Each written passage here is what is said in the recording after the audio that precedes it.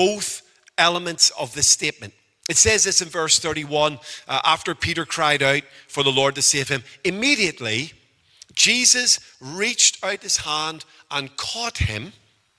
And in the very next sentence says, "You of little faith," he said, "why did you doubt?" And what we began to discuss this morning was this idea that in one statement, we have two dynamic sides of the love of Jesus for Peter. We have a sort of an obvious side, a side that we like, a side that we might describe as compassion or rescue. Jesus reaches down his hand and rescues Peter. He won't let Peter sink. He won't let Peter drown. And so we get this beautiful idea of the Lord in compassion reaching out to Peter and saving him. And we reflected on the idea that he just held Peter in the water and held on to him in the storm. And our big ideas this morning was that even though Jesus could have stopped the storm, he didn't. But it doesn't take away from the fact that Jesus held Peter in the storm.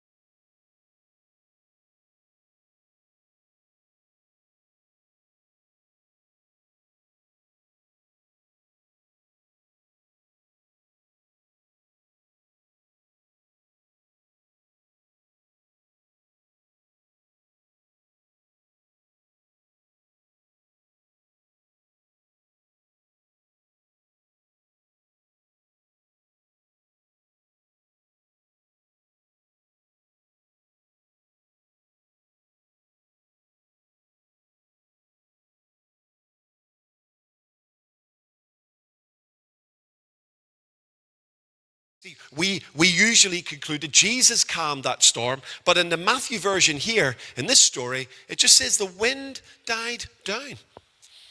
But Peter was safe in the boat. Now that's the side of the love of Jesus we love.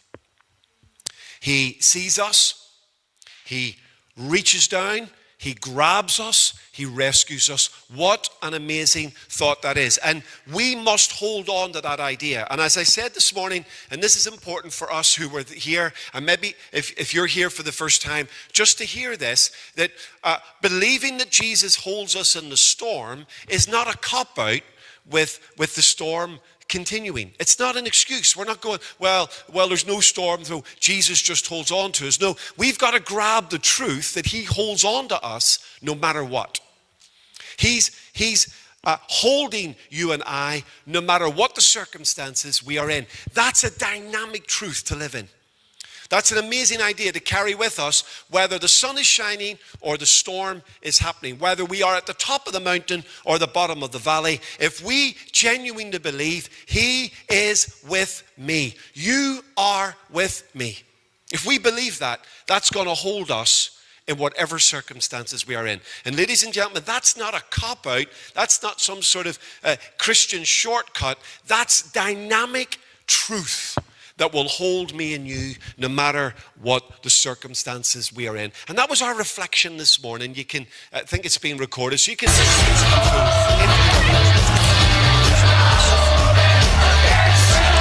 reflected on. Though we see compassion and rescue, which we talked about this morning, look at the other side of this statement. We see rebuke and challenge. Now, it's amazing that we've got these two ideas together. Immediately, Jesus reached out his hand and caught him. Love that. And then it says, you of little faith, why did you doubt? I mean, that seems a bit a bit extreme to me. It seems a bit severe to me. Jesus is rebuking the man, and he's been going down under the waves. At least Peter walked on the water for a few moments, more than the other disciples did. And yet Jesus, in the moment that he saves him, rebukes him. Wow. Really? What's going on there? In the moment that Jesus extends compassion to him, he challenges him. Now, this is a side to the love of God to us that we must also embrace. It's really easy to embrace the love that grabs us when we're going down. I mean, we all want that love. We all need that love. And each of us, deep down, have experienced maybe that love in extreme moments where we felt we were going under and the Lord grabbed us. So that's a side of the love of the Lord that we want to celebrate.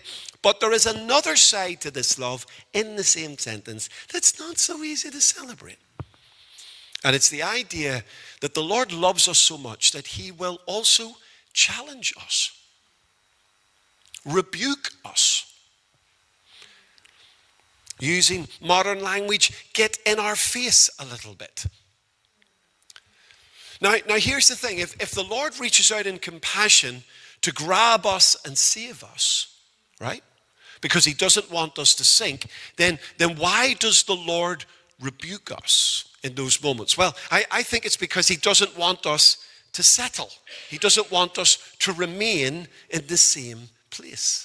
Not a physical place, but a belief place. He wants to move me and you from where we are to where he wants us to go. He wants to enlarge us. He wants to grow us. He wants to do something, not just for us, save me, but do something in us. Are you with me? And I love this about the biblical narrative. I think when we read the Bible carefully, I think we see the Lord doing things for people, but he's also really interested in doing things in people, right? He's not just interested in doing something for John Andrews, but he has an agenda to grow and develop John Andrews. He wants to do something in me, not just something for me. And here he's doing both for Peter. He's doing something for Peter. You're not going to die. Not today. I've got you. You're okay. But look, the response then of Jesus after this, you have little faith. Why did you doubt? That's about something he wants to do in Peter. And sometimes, not all the time, but sometimes to get to us, he has to provoke us. Not all the time. But sometimes, right? Sometimes the Lord speaks and we just obey. And sometimes the Lord speaks, we're not so keen. Sometimes the Lord wants to do something in me and I go, oh yes. And then sometimes the Lord wants to do things in me and I dig my heels in and I push back. Why? Because actually that's the constant struggle and challenge we as humans sometimes have with the Lord. Even though we love Jesus, even though we celebrated his death and resurrection, sometimes we struggle to say yes. Or is that just me? Okay, it's clearly just me then. All right then. So I'm the only one in the room that's ever struggled to say yes. Now, when we come before this wonderful table, this is Jesus giving himself completely, selflessly, sacrificially, unconditionally for the world. And when I look at that bread and I look at that cup, everything within me wants to say yes to him, because the only response to this amazing table is that I in return would give my life completely and totally to him. Amen? And yet I sometimes still struggle. There's some stuff I just don't want to do. Like, there are things I get challenged with when I read the Bible and I go, oh, I wish that wasn't in the Bible. Or things that I know Jesus wants me to do and I would rather he ask someone else to do that thing. And that's not just Jesus doing something for me, that's Jesus doing something in me. He doesn't just want to bless John Andrews, he wants to build John Andrews. He doesn't just want to give things to me, he wants to grow things in me. And that's why every now and again, He's going to challenge us in ways that will be uncomfortable. I mean, just think about Peter. He's going under. Jesus grabs him, and as Peter is looking up at the face of his rescuer, Jesus says, "Why did you doubt me? Why so little faith?" I mean, what do you say to that? In fact, there's no record of an answer because Peter's just looking at Jesus. I mean, is this the appropriate moment to ask that question? And yet Jesus has his attention. And Jesus is saying something to Peter which is very, very important. Jesus didn't want Peter, now listen to me carefully, he didn't just want Peter to get into the boat and remember the miracle. He wanted Peter to get into the boat and learn the lesson. Are you with me?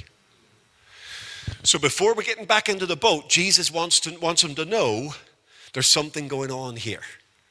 And this isn't just about doing something for Peter. This is about doing something in Peter. So why the rebuke? Why the challenge? Well, here just three little things for you to think about before you go home. And maybe as you go home, and maybe when you're at home, to think about this. And I want you to just consider. First of all, Jesus wants us to know something because of the challenge. All right? So before we even get to what the challenge is, he wants you to know that there's something even in the challenge that's really important to know. And what is that? It's this. He's challenging you because he loves you.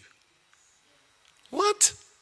He's challenging you because he loves you. Now let me refer you to a beautiful bit of the Bible in the book of Hebrews.